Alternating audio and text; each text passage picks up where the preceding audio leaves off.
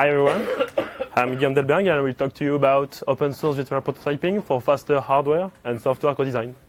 So first, does anyone in this room already heard about virtual prototyping?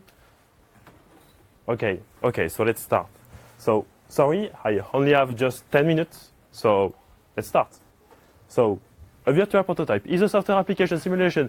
The hardware behavior, it provides ready to execute environment for your next platform. Virtual prototype aims to solve various use cases. Okay. It's okay for everyone? Okay, let's continue.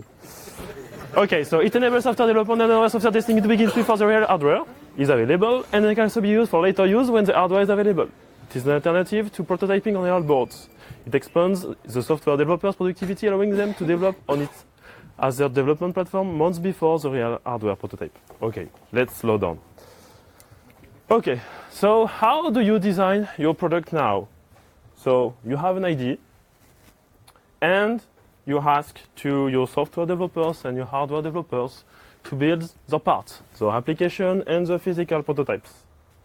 During the developments, you don't really have communication between both teams, between the hardware team and your software team. And then you have the integration. So the hardware team gives a physical prototype to the software team, and software team can begin to run the application on it. Most of the time, it doesn't work. So you have to go back and to try again. And finally, you have your product, but you spend time, you lose your time, and you lose money. So here is a new way to design your product. You still have idea, of course, but instead of building a physical prototype and waiting for it, you design a virtual product. So using a virtual prototype. So people from software can directly run their software without having to wait for the physical board in their hands. It enables you so continuous integration. Okay, great. So, just to slow down, so virtual prototyping is a technology which is a software application simulating the hardware behavior. It provides a ready-to-execute environment for your next platforms. It allows you fast virtual prototype for hardware and software co-simulation. Okay, so how does it look like? Let's take an example though. Here it's just a simple Raspberry Pi. So a Raspberry Pi is composed of a system on chip, the BCM28, 35, or 36 or 37, depending of the revision of the Raspberry Pi. Inside this system on chip, you have your CPU, your RAM, your UART, GPIO, or control.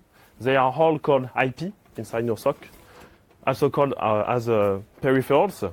And we will model all this IP. The model will represent the behavior of your IP, which it will be like a software application. And we will model the entire system on chip. The result is a binary, a software application where you can run your original bare metal binary operating system like on your physical board. Okay, so what does a model look like? So how do you build a model? So we just take a datasheet, we extract the architecture behavior, so it's from the programmer view, and we describe, for example, here is for the PL011, we extract and we describe all registers and fields and the behavior. For example, when you write on a specific register, here it's for clearing the interrupts. Then we update the interrupt status to propagate the value. Okay, cool. That looks amazing. But this is what people feel when they want to start building virtual prototypes. Why? First, models are hard to find. So if you want to start now, you will have some issue to find some models on GitHub, on GitLab, or anywhere else. You need hand request, development of models. Many models are missing for your right level of abstractions, depending of the accuracy you need. There is an insufficient communalization of efforts on models. There are too much components. You can't model all components.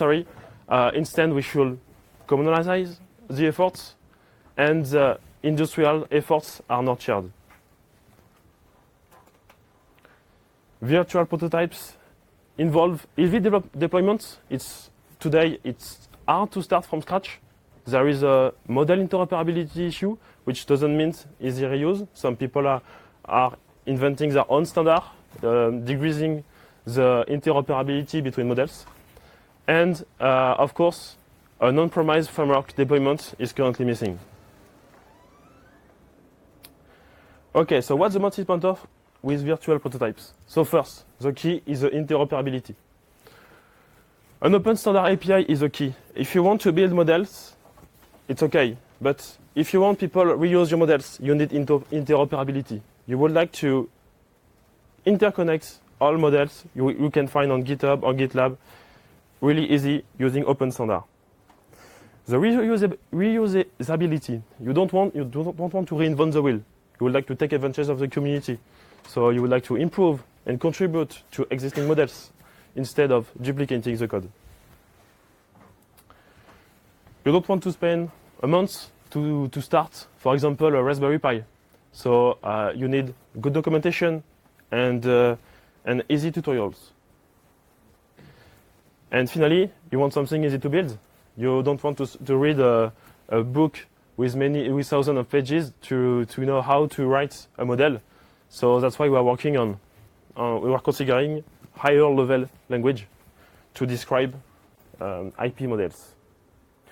And for us, the key is clearly the open source. The open source is the answer of all those issues. So here is just a demo. As we have no time, so it's not really for real. It's a boot of Raspberry Pi. Sorry for the quality.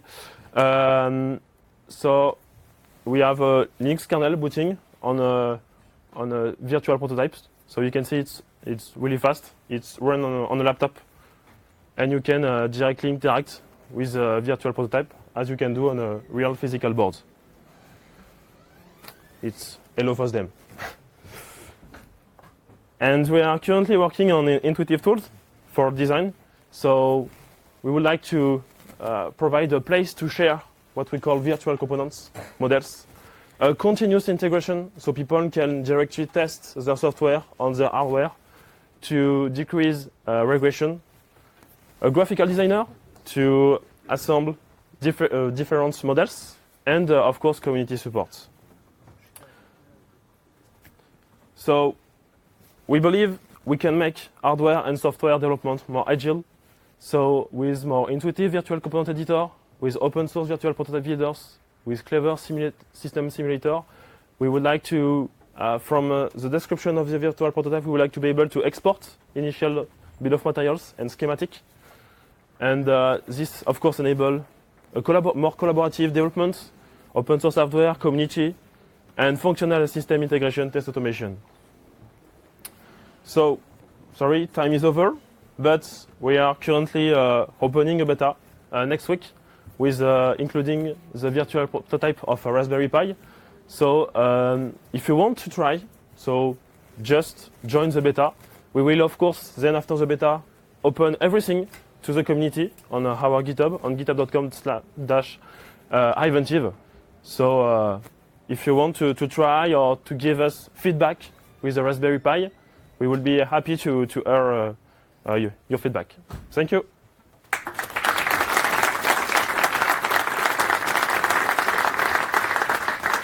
Questions? I have a question. How do you plan to achieve interoperability? Because there is System C and TLM. These are established standards in the industry. Okay, so the question is about interoperability with System C and TLM. Okay, yes. So I didn't really talk about System C and TLM. System C and TLM are industrial standard, which is an open standard used for interoperability between IPs, but also for models. Okay, so currently we are directly supporting System C and TLM. System C, we mainly focus our development on TLM because TLM provide an interface with a higher level of abstraction for fast simulation. And we mainly focus our development for software. So we would like fast virtual prototype, so fast virtual platforms. So currently we mainly support TLM interface. But of course, you can integrate existing System C model, which maybe with a lower abstraction level, like RTL. So you can mix all of them in a whole virtual prototype. Yes. It's actually two questions in one. It's about the simulation of the modules, of the components. How do you know, for example, if you use the complex I2C chip, how do you know it's well configured? Because most of the software development on hardware is trying to get these devices to work. And so if you put the wrong registers, the wrong bits in the registers, then it won't work. The software will run, but it won't work. How do you plan on getting the output of your components? Like, is there some kind of code that runs to emulate the function of the component, or how do you plan to see that? Sorry, no sure. I got your question. Is it about how? Is it about the behavior of the register when you write on it? No, it's what it does when you write on those registers. Yes. For example, a radio chip will start emitting or transmitting something. Of course. How do you know it?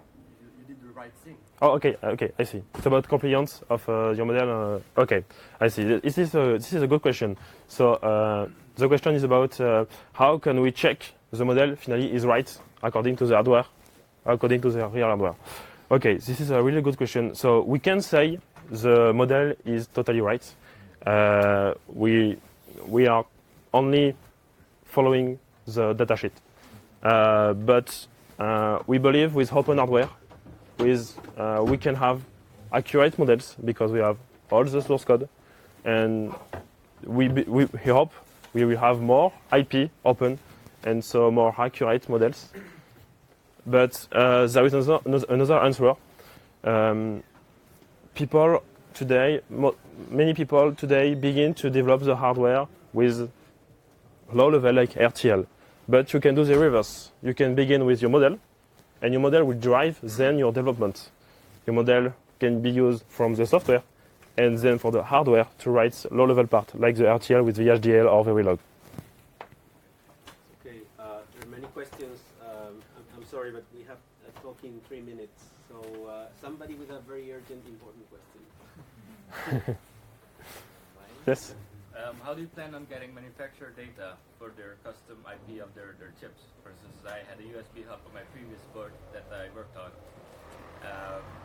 How do you know for sure that you have the correct parameter? Okay, so the question is about how can we get the datasheet from a private IP or private peripherals. Okay, this is a good question. So we can spend our night to do reverse engineering, but we don't have time. We need to sleep.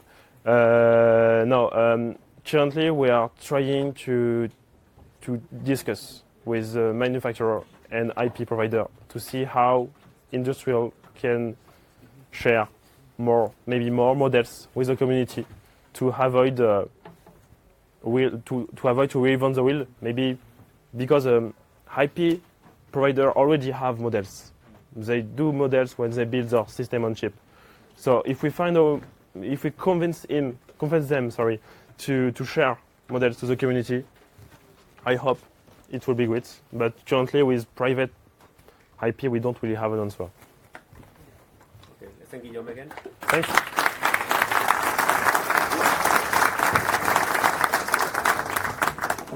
Hi.